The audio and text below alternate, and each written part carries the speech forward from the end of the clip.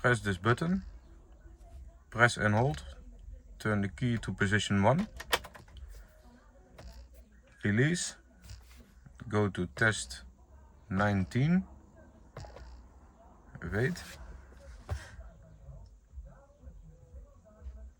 then go to test 21,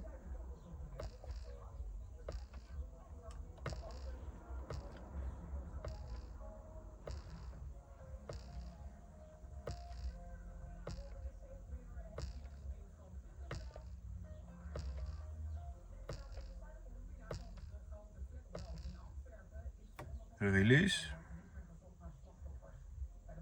then press once,